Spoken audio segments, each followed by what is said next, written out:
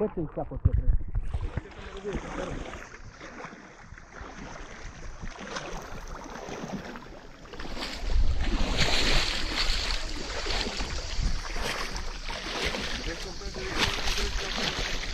Cum? Aia vreau. Pe unde să mă împingi? Trebuie să ieșim până aici, că aici e liber. Vino încoace. Stai. Stai așa că o împingem. O scoatem.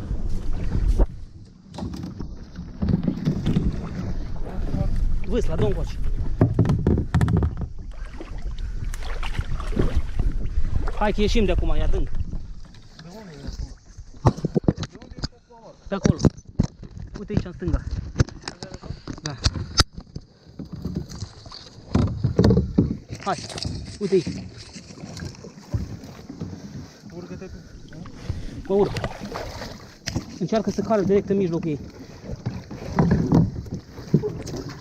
Urc? Hai. Urcă și tu.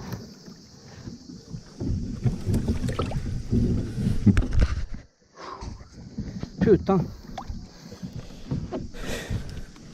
Merge?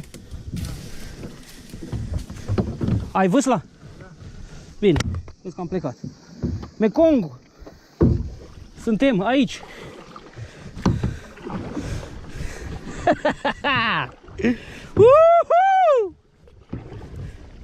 Hai în partea de insulă. Ți-a plăcut?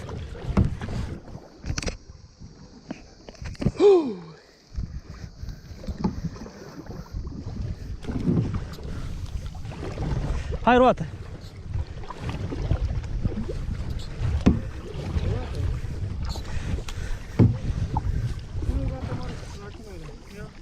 Mă uitam în apă cât e de adâncă.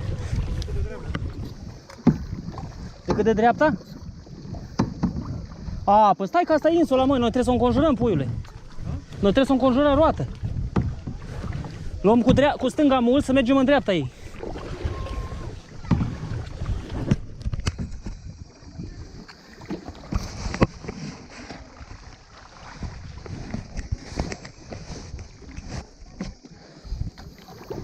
Ai ochelari, Alecule?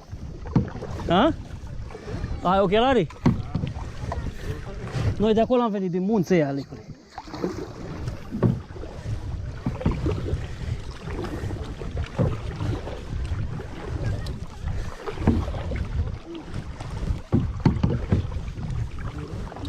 Cine?